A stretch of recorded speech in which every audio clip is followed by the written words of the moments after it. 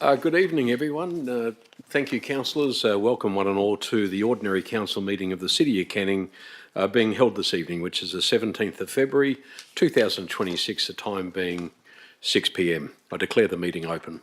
We acknowledge the Whadjuk people, the traditional custodians of the land. We also pay our respects to elders both past and present. May I ask everyone present here this evening to please make sure your mobile phones are turned off or at least on silent for the duration of the meeting. And of course, this meeting is being live streamed via the City's YouTube channel. Council meetings are public meetings and any information you provide shall be recorded and may be publicly accessible. The council chambers are not a parliament and parliamentary privilege does not apply. Therefore, elected members and staff risk being held personally liable if their comments are found to be defamatory or breach any duty of confidentiality. Statements made during council meetings are solely those of the person making them. Nothing expressed at a council meeting can be attributed to the city unless it is adopted by a resolution of council. Elected members and employees must disclose any financial, proximity or partiality interest that they may have in an item on the agenda and declare the interest at the commencement of the meeting or, at the latest, when the item is about to be discussed.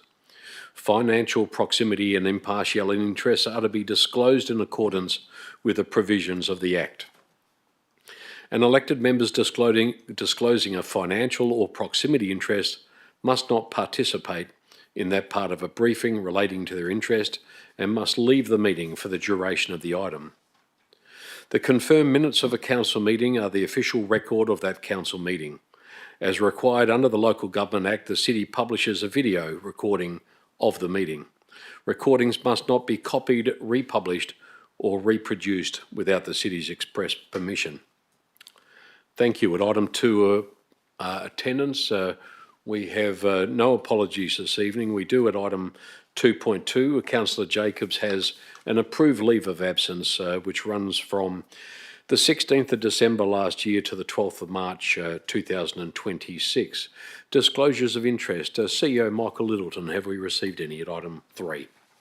Thank you, Mayor Hall. I've received no declarations of interest for tonight's meeting.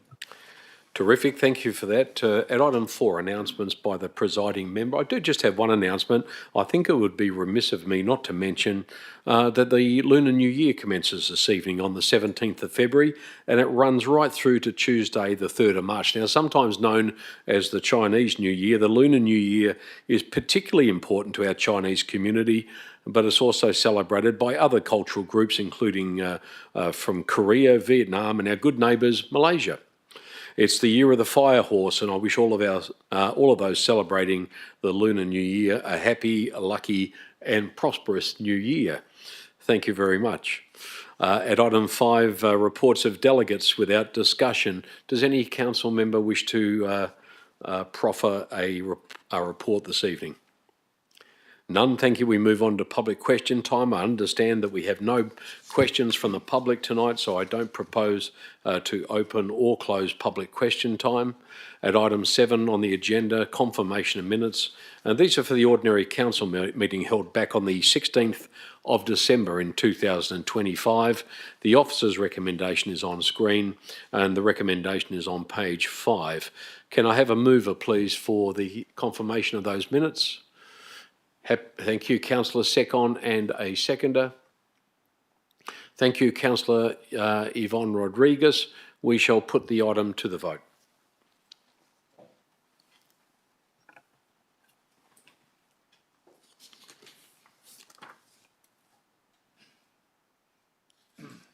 The motion to confirm the December OCM minutes has been carried unanimously with all 10 in favour. Thank you, Governance. At item 8, the receiving of petitions, presentations and deputation is at item 8.1. Petitions are a none, presentations are a none, deputations at item 8.3 there are similarly none. Applications for leave of absence at item 9, we have not received any. Item 10, questions by members of which due notice has been given, there are none. Items brought forward at item 11 for the convenience of those in the public gallery, there are none. Reports of committee meetings at number 12. There are no reports of committee meetings being tabled this evening. The ordinary council meeting agenda that was published contains item 13.1. It's Report OC 001 of 26. The title of that report was the proposed right-of-way dedication and acquisition for Lot 66 Centre Street in Queen's Park.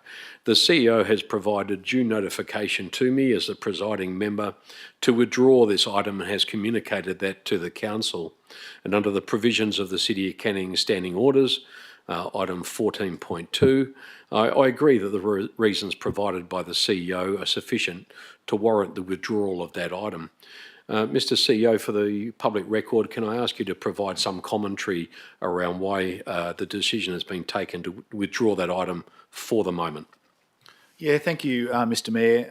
Just to paraphrase an email I sent out late this afternoon, item 2 of the officer's recommendation contemplates council seeking the Minister for Lands to dedicate the constructed 166 square metre portion of Lot 66 Centre Street as a right-of-way.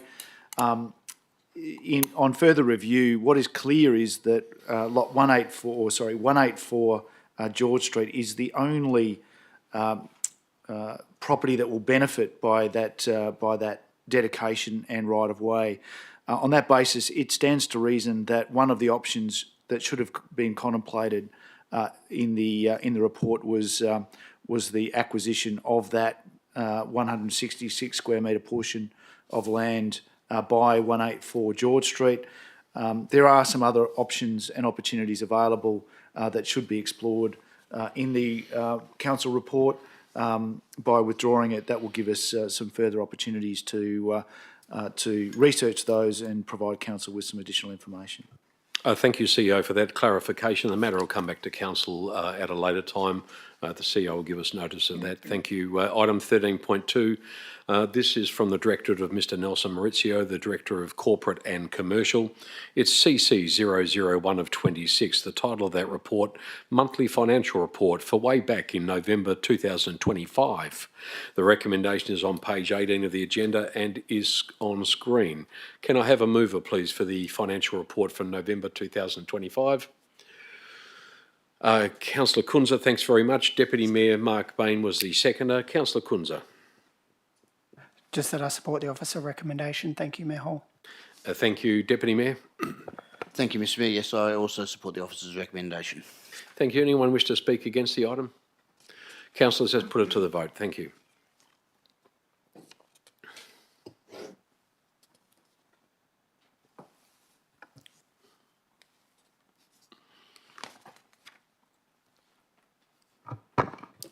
Motion CC-00126 has been carried unanimously with all 10 in favour.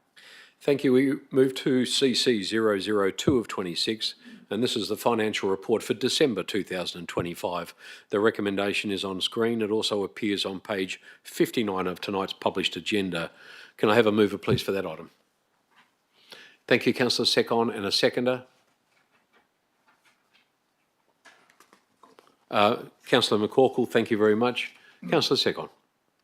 Support the officer's recommendation. Thank you. Thank you. Councillor McCorkle. I also support. Thank you very much. Anyone wish to speak against the item? Thank you. Let's put it to the vote.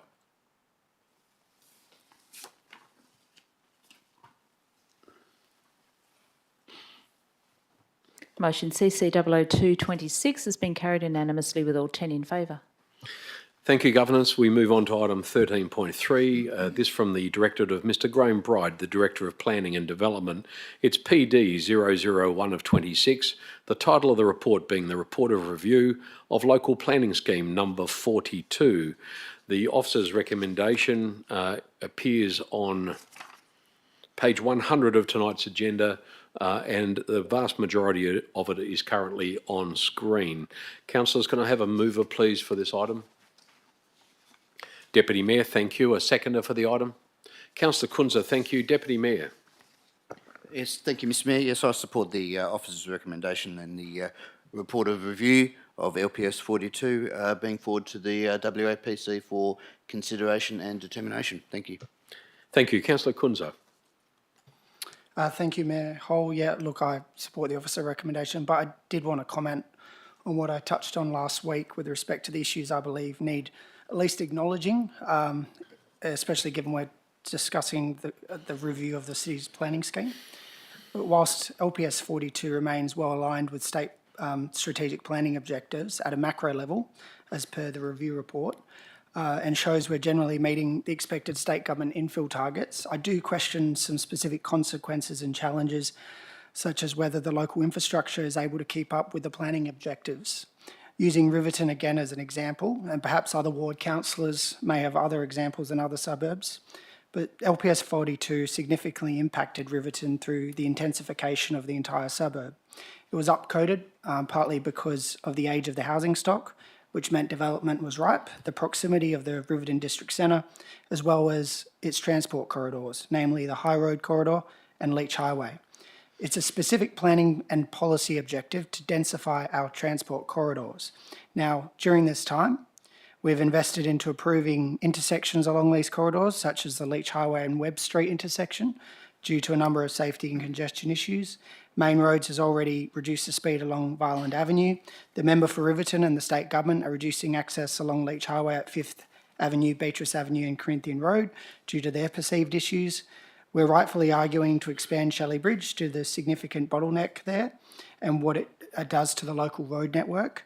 But of extra significance in this context of the planning scheme, staff are currently seeking to reduce the speed along High Road due to their concerns with safety issues along this road, with the main justification being that their residential properties abutting the road and their rear-end accidents.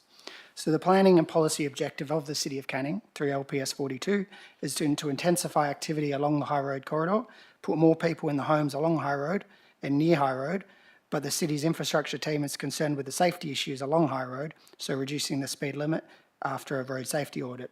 Now, it's a bit conflicting in my mind, and there's a number of issues on Riverton.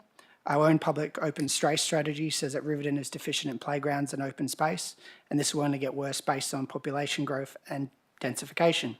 But there are no plans on how we will address the shortfall that our own plans identify. We won't be building more parks, for example. From a school perspective, Riverton Primary School is experiencing record numbers of students and is ordering new transportables every single year and is running out of space. The school can't expand by purchasing neighbouring residential lots. So yes, I agree the city is meeting its state government defined targets and broadly our planning scheme is working as intended, but I do believe there are obvious issues that need to be addressed, especially when you look at the, as I said last week, the philosophical premises as to why we upcoded certain areas, and then only a few years later, the issues that we're confronted with. The genie's out of the bottle, and so I'm not sure, as I said, what we can do, but I do believe that if they can't be addressing these issues, they at least need highlighting. Thank you, councillor. Anyone else wish to speak on the item before we put it to the vote? I just wanted to make a comment actually just about the report, and look, I just wanted to congratulate the staff that actually formulated the report. I hope the council would agree that it provided a lot of information that was immensely important to councillors, but also to our community. Explained what a structure plan is. It explained what a local planning strategy is. It talked about the history of LPS 42 and went into a lot of detail.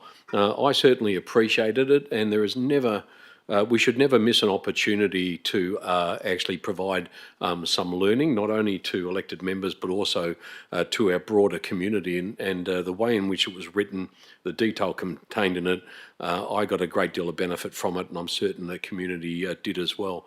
Can I ask Director Bride just one quick question? The only thing I found missing was, I just wanted to ask, what is the time frame for the WA Planning Commission considering our recommendations and providing its decision to either support it or decline that, if that's even an option? But what generally is the time frame?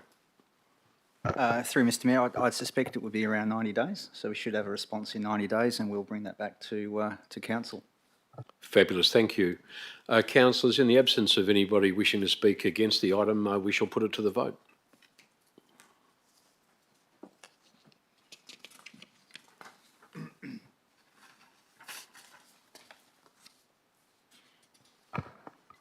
Motion PD 001-26 has been carried unanimously with all 10 in favour.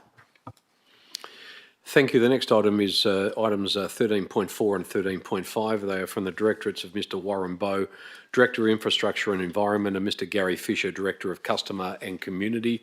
There are no reports from either of those directorates. So we move on to item 14, which is motions of which previous notice has been given. There are two notices of motion this evening. I have introduced those onto the agenda. Thank you to the CEO for his consideration of them. The first of which is Notice of Motion 001 of 26, the title of the report being Electronic Attendance at Meetings Policy. The Notice of Motion is on screen. It's also on page 109. I'm moving the motion, of course, from the Chair. Can I have a seconder, please? Thanks, Councillor Page. Appreciate that very much. Councillors, this is a simple nom, only to formalise a piece of work that we had already spoken about as a council group. So I'm just introducing it formally, mostly just so that the community knows exactly what it is that we are doing. The council is simply requesting through this notice of motion for the city's CEO to develop a policy to formalise the electronic attendance at meetings for elected members. The government has introduced some legislation which governs formal meetings of council in regards to ordinary council meetings, but we need to be far more flexible in our arrangements for younger people and people with families, and certainly I acknowledge that there is a need for people to attend these meetings electronically. What we don't have at the moment is any process wrapped around that to assist the administration to ensure that the information in those meetings is not at risk, that confidentiality is maintained, and to put in a process that can be followed easily by the city. So it's simply just asking for the matter to be presented to elected members for their feedback and input at a strategic issues briefing prior to the May 2026 ordinary council meeting. That is the intent of the motion. Councillor Page. Excellent. Thank you, Mayor Hall. I do support this motion. I think it will be really great to have that option really explained, and that helps improve the accessibility and hopefully full attendance of the council to all council meetings when they can't physically make it. So thank you very much. Thank you. Anyone wish to? Yes, Councillor Kunza. Thank you, Mayor Hall. I just have a question. I'm not sure if I've missed this, but my understanding with this issue has always been that the city's, the technology in the chambers and also the processes in place aren't there to enable this to happen. Is that proposed? The last email I saw that there was going to be questions in the budget. I'm just wondering if a policy is, if the work is being done to match this policy. We're all over it. CEO. Thank you, Mr Mayor. The work that you can actually see undertaken at the moment, both on both sides of the chamber, will facilitate electronic OCMs or council meetings. That work will be should be operational by March, so next month, and it will involve removal of the screens and the overhead projectors. So it will be a much better and more contemporary meeting process. Digital process. The policy obviously will create some protocols around how we apply and use it. Thank you. Councillor Kunza. Thank you for that. Just another question. Has the Act or the regs been changed at all to enable local government elected members to participate out of the state? Or is that still a hindrance? Out of the state, I couldn't tell you. Governance has it? It used to be a 600-kilometre radius or something, didn't it? Ms Cornish? Thank you. Through you, Mr Mayor. Yes, I can confirm that the Act does permit elected members to attend electronically out of the state. Thank you. Any further questions? Councillor Secon. Thank you, Mayor Hall. Just to follow up Councillor Kunza's question, can you participate from overseas as well? I'm not certain about overseas. We'll take that on notice. We'll get back to you on that. Yep. Thank you. Thank you. Councillor Hearn. Whilst I'm not in agreement with a great deal of the rationale of this NOM, I will be supporting the NOM. Some clarity and detail on this subject is desperately required. The Act legislates remote attendance at public meetings up to 50%. This conveys a very generous allotment intended to facilitate full and unobstructed attendance at all public meetings by EMs. The Act is clearly not intending remote attendance to be available only for the most extraordinary circumstances. This policy must not incorporate discretion of individuals with personal values or political representation being potentially used to inhibit attendance through access to remote attendance. Eligibility needs to be clear and not subjective. The policy must respect elected members' privacy concerning information about their personal lives beyond that necessary to ensure compliance with legislation on decision-making meetings. This policy must not be drafted in a way as to inadvertently engender white male privilege. We have the most diverse council ever, and the electorate has chosen that as the diversity represents substantial segments of the electorate. Elected member reimbursement claims, with babysitting costs claimed almost exclusively by women EMs, demonstrate that women elected members still face the most obstruction to physically attending council meetings compared with men. The rationale conveys a degree of scepticism around trust of EMs with confidentiality. This is difficult to read. Unless decisions are being made, EMs are expected to be entrusted with the same confidentiality as they are with many daily matters. For example, EMs can listen to SIBs anywhere, anytime on recording. This policy must be drafted to harness modern technology to optimise EM attendance at meetings and not create further obstruction, as the intent of the Act is clear. Thank you, Councillor. Councillor Page, you had your hand up earlier. You wanted to ask a question? Councillor Second asked the question I was going to ask. She asked the question for you, okay. Thank you. Anyone else wish to speak on the item? Anyone else? Thank you. I'll speak only because Councillor Hearn so eloquently spoke against it. I don't agree with much of what you said. I think you used the term white male privilege. Is that what you said? If you do, I'd like to find grounds for that in this council. It was only a few years ago this council, I think, had 2 women councillors on it. I think up until very recently we had 5 men, 5 women, a female deputy mayor, male mayor. I don't think there is a council in WA that has a greater equity position or has worked harder to address the issues that are barriers to women in local government. And I say that genuinely because I personally supported a number of young women to consider a role on this council. And I'm very pleased with the council that we have. Your concerns around confidentiality and privacy are real. I don't wish to diminish those, but the reality is that no councillor is required to attend every meeting. If you have an issue you feel you can't attend, as you said, strategic issue briefings, you can catch up at any time and listen to those in the privacy of your own home or wherever you choose to do that. You are permitted to actually seek absence from any meeting and listen to those live at any other time. I've got greater concerns in relation to what is happening in our world in relation to artificial intelligence and other issues. Right now, people are able to clone a person's voice.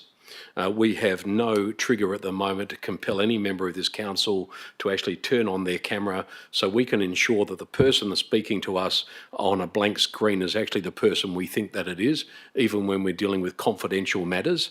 And that is a real concern. That's not a concern that I am simply creating.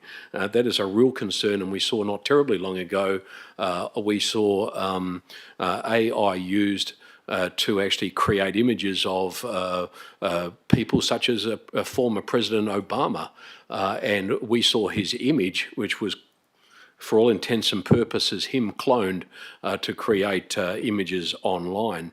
So this policy is about putting parameters in place that make sure that confidentiality of items discussed by this council are considered, that risk management is front and centre in the deliberations of this council, that when councillors actually sit in a place other than this chamber, that we can be assured as councillors that they are sitting in a secure place, not surrounded by family and friends who might be able to tune in and hear what it is that we are dealing with confidentiality. There are a whole raft of matters that every one of us in this room know are real. And it will get only worse, I feel, in the next few years. So we need to be in front of this a little bit. And I'd also raise the pub test. We get paid pretty well here. I get paid more than any of you around the room, but councillors get paid about $700 a week to play their role. That role comes with responsibilities. I might be old school, maybe it's white male privilege, but I still think that the pub test in this community is that elected members, where they can, should be in attendance physically in this meeting. I'm not able to attend online. The CEO and all of his directors and our governance staff and everybody else are required to be here and make arrangements for their own private lives. And I think that at times, you know, perhaps we should work a little bit harder to take stock of the measures that have already been put in place by this council and by legislation to ensure that all people, not just women, but all people equally can attend these meetings when they wish to do so. So I'd raise the pub test, but I'd also raise artificial intelligence as a real threat to online meetings. And I think that it would be ill of us not to have a policy that considers all of those risks around being online to ensure that the deliberations of this council are always protected by processes that are sensible, logical, and are supported and endorsed by this council. So this motion will come back to council. We will work through the feedback. We will help the city to develop a policy that we agree with as elected members, and we will then develop a policy that I think will lead the local government. I think that would be a good thing to do. Thank you, councillors. Thank you for your conversation, and I would put the item to the vote. Thank you.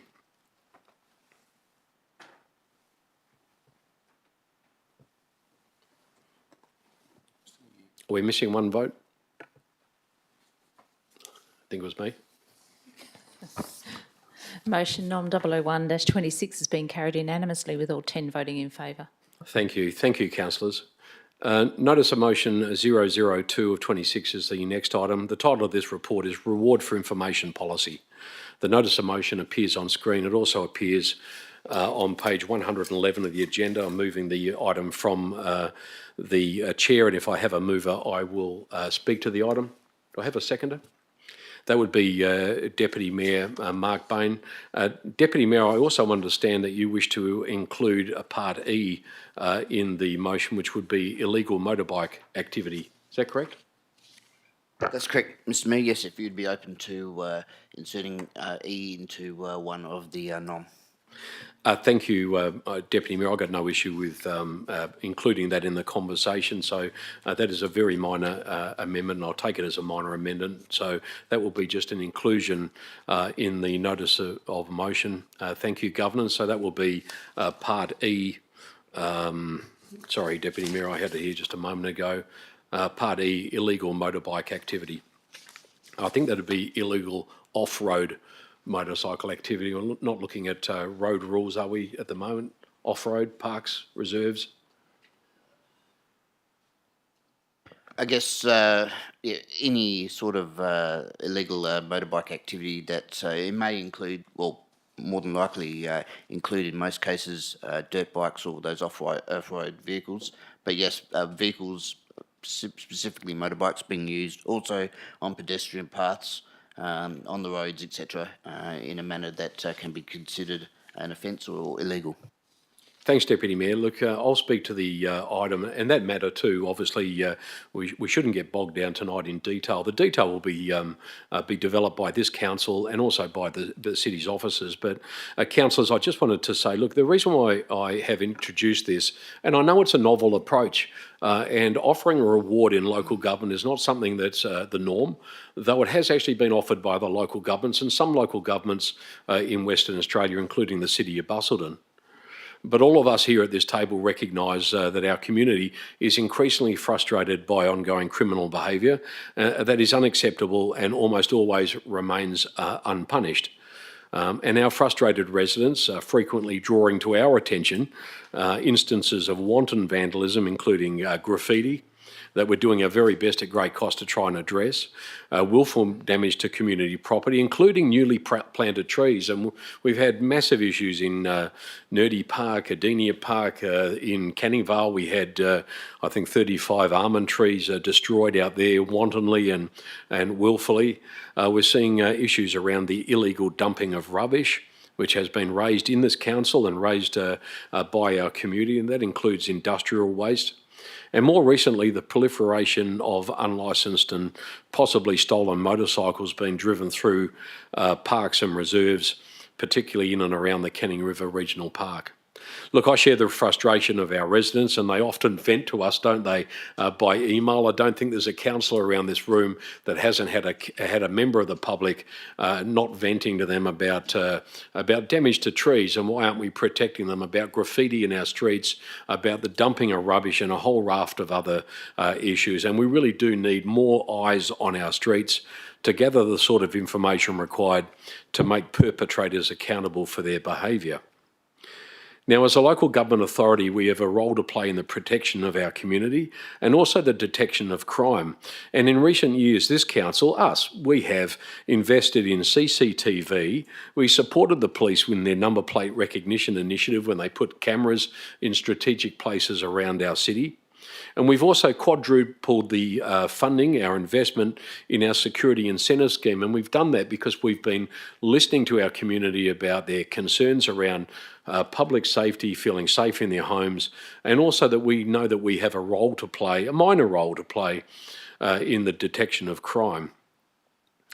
Our community actually wants us to do more, and this notice of motion provides this council with the opportunity to demonstrate to our citizens that we will leave no stone unturned to play our part in the prosecution of offenders. Now, look, as a former police officer, I fully understand that a number of these matters are criminal offences and that they are the responsibility of our overworked police force. They are. They are their responsibility, and our police force are overworked. The reality is that our police across the state simply don't have the resources available to them anymore to fully investigate offences which are important to our community, but on the scale of criminality are incredibly minor, and so they are very low on the priority list. They are no longer going to send a team of detectives out and a forensic team to investigate 6 damaged trees, even though the cost to our community is great. Police are certainly not going to do that. They're not going to conduct a door knock. They're not going to ask people for CCTV. In fact, in most instances, they may not attend at all. And that is not a criticism of our police. It is just a recognition and acknowledgement that today crime has escalated and the priority for some of these offences is so low, the police just cannot investigate them. We need to put the word unity back into the word community. We need to unify to actually pull our community together to get more eyes on the street and to make it patently clear to perpetrators that if they come into this city, into the city of Canning, with the intention of dumping rubbish, damaging property or terrorising our residents on unlicensed off-road motorbikes, there's a very good chance that this Canning community will band together to provide the information necessary to secure a prosecution. So by offering a reward for information that will lead to a successful prosecution, this city is taking a really innovative approach for local government to incentivise our citizens to step forward with vital information. And look, I know it won't appeal to every person, but there will be people out there that will be incentivised by a small reward that may assist us to actually take some of these perpetrators to the courts. So, councillors, tonight we are simply considering the initiative as a concept and whether it has enough merit to warrant further consideration. That is it. We will actually play a role in assisting in the development of this as it goes forward. The CEO will actually, thank you, Councillor Hearn, for your questions early in the week. They were entirely relevant and on point. The CEO will then provide an environmental scan to see what other councils have similar, across Australia, have similar policies that we can actually follow, learn from, talk to them. This council will provide the direction and feedback to our city around how that policy should look. But I know that our community will be, I think, very proud of us if we show tonight that we really are thinking more along the lines of how they feel and taking a much stronger stance on the sort of criminality and behaviour in our community that is aggravating all of us and also causing a great deal of financial harm to this community and to this city. So I would say again, I really think tonight we really just need to consider the concept and whether or not we should offer a reward that will actually add to what we are already doing. The exact details of any potential policy will be dealt with by this council. That's all I had to say. Deputy Mayor. Thank you, Mr. Mayor. Yes, I support the NOM and think it is a innovative way to address and potentially reduce the listed antisocial and criminal behaviours that are on the projector. Unfortunately, these offences still persist in our community, with a lack of evidence often the reason why the city's investigations into them do not progress past the preliminary stages. Evidence provided by community members can assist and support the city in its investigations and may just be the key factor to achieving a successful conviction. Illegal off-road motorbikes are a scourge in the Canning River Regional Park. Our roads and footpaths, they are loud and have a distinctive noise. Surely someone knows where these riders live. A financial incentive could just be the reason a neighbour provides the city with further information. So too may a reward be the motivation for a resident to give the city CCTV footage of any car or a car being used by someone to dump hazardous waste on a verge in the city of Canning. We need to, and our community would want us to, explore every possible avenue to reduce these illegal activities. Given that identification and prosecution of offenders may reduce the likelihood of future occurrences, the idea of a rewards policy to help with this is worth pursuing. And I hope the NOM is supported tonight. Thank you, Mr. Mayor. Thank you, Deputy Mayor. Do I have anyone wish to speak against the item? Councillor Page, yes. Thank you, Mayor Hall. I'm actually not speaking against the item. I am broadly in support of it. I do have some concerns about the value of up to $10,000. I do have a concern that that's actually quite high considering what we can actually seek in fines at the magistrate level. So that's something that I hope in the development of the policy we take into consideration, especially when we consider the couple of other councils we've looked up, their limits are a little bit lower. And there's also one where it was up to 5,000 and then there was a 20,000 financial year cap. So just things that obviously we'll figure out a bit more with the draft policy, but that I just wanted to flag that I think that the 10,000 is possibly a little bit too high. I agree totally. Yeah, absolutely, and I think that would be a delegated authority for the CEO, and up to obviously means for low-level incidents, and depending on what the information is, that would be scaled to that. I remember some time ago we had Councillor Hardeep Singh here when we were talking about the destruction of trees in private property, and I think he raised himself at that time. He said something about, well, why don't we just have a fine of $10,000 and leave it at that? I think by preambling it with up to, it provides some leverage for the city so that we can take these matters seriously, but it also means that we can scale that to the information required and the scale of the offence. I wouldn't think that we'd be handing out any time soon a $10,000 reward, but it would certainly could be up to that, and it could start anywhere. Yes, Councillor Rodriguez. Thank you, Mr. Mayor. I just have a quick question. And, of course. You know, I'm in agreement, and I feel that as local governments, we need to do our best to respond when residents raise concerns that affect our city. But I just like clarity around the proposal of the $10,000. Are we going to have also clarity in the policy about the sanctions for those, you know, like that for the people that actually we end up sanctioning, basically, you know, like, because so- it says in there that that we are proposing the 10, up to 10,000 for successful prosecution. Are we going to have that clarity of what is successful prosecution and what will happen to the resident when, you know, or for the person that actually receives that successful prosecution? Like, because my worry is around also the 10,000, because, you know, we can end up having these people that go and do something and then call, and then they end up getting money but not sanctioned, you know what I mean? I don't know, like, it could be silly what I'm saying, but I just wanted to get clarification on that. Thank you. CEO, you wanted to say a word? Oh, I can say some things. Look, Mayor Hall has introduced a notice of motion. It represents a range of ideas that, you know, to try and address issues around damage, illegal dumping, etc. The actual detail of a policy is something that we have not contemplated. How we might apply a reward for that information, how we might scale it, are all things that we haven't sat down and tried to contemplate ourselves, acknowledging that once we do that, we'll need to come to council through a SIB to explore those sorts of things. So the idea is represented in this notice of motion. Council's support of it simply ensures that we do exactly what we've been asked to do.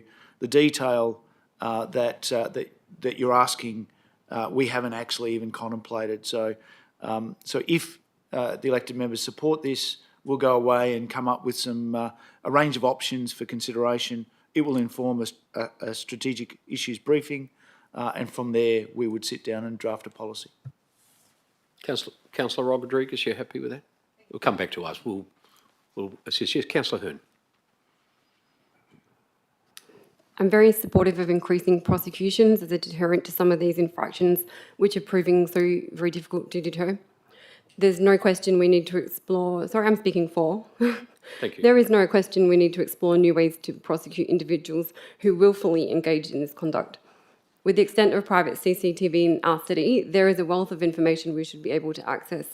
I'm somewhat unclear how viable it is for the city officers to determine if a successful prosecution is achieved, or whether the volunteered information was integral to a prosecution for infractions prosecuted by police. I do ask the city officers when drafting the policy to consider any potential for the reward to lead to interpersonal conflict or aggression, particularly should attempts be made to obtain better identification, closer photos of the individuals, or attempt citizens' arrests. The higher the reward, I think the higher the risk of such unintended outcomes. We don't want to inadvertently develop a low-scale US bounty hunter scenario. I am largely supportive of this motion, and I'm interested to see how many prosecutions we could achieve with such a policy in place. Thank you. Councillor Ross. Thank you, Mayor Hall. Just I'm go. in support of the motion also, but would like to see some consideration towards the business community. They have better quality CCTV, and if we engage them as well as the residents in formulating something, it could actually be really quite productive. Absolutely. Noted. Thank you. Councillor Kunza. Thank you, Mayor Hall. I just have a question to the CEO through you. Just with NOM 001, you provided support, but with this NOM you haven't. Just wondering if there's any considerations as to why you've not provided support? CEO. None, specifically Councillor Kunza. We are, I think, through the commentary, we're certainly supporting, or we have enough time. The issue here is whether council supports the notice of motion. We'll go away and do the work. I think the point is we haven't contemplated the broader extent of the notice of motion and you know the ability to be able to offer a cash reward of $10,000. So we need some time so we need some time to be able to work through those things. The request for a policy by mid-year just gives us the capacity to work through that and to come back through a SIB. Thank you. Anyone else before we put the item to the vote? Thank you, councillors. Let's put the item to the vote. Thank you.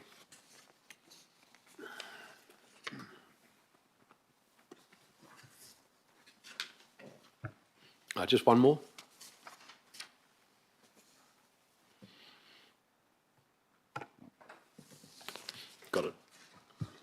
Motion nom 00226 has been carried unanimously with all 10 voting in favour.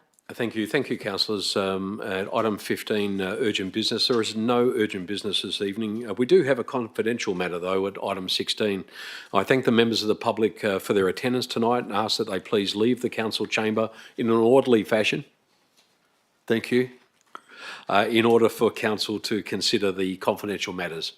Can I have a mover and a seconder that confidential item IE 001 of 26, the report titled Regional Subsidiary Waste to Energy Contract Amendment Number 3, be dealt with behind closed doors in accordance with section 5.23 in brackets 4 in brackets D of the Local Government Act 1995. Can I have a mover, please? Councillor Page, thank you. And a seconder? Councillor Second is the seconder to go behind closed doors. We shall put that to the vote.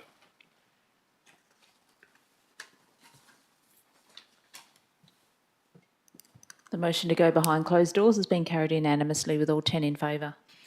Thank you, Governors. Can you please just confirm to me that the live streaming has been paused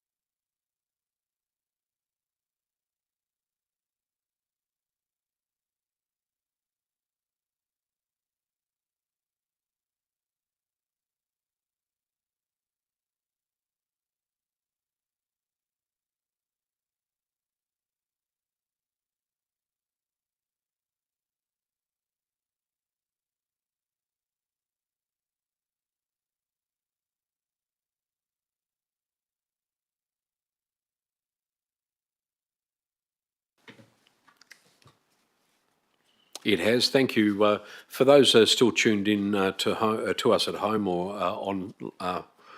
on streaming, the time is now, let me see, it's 6:49 p.m. and the meeting has now reopened to the public and the live streaming has recommenced. I'm going to read Council's decision and I'll recap. We will put it on screen.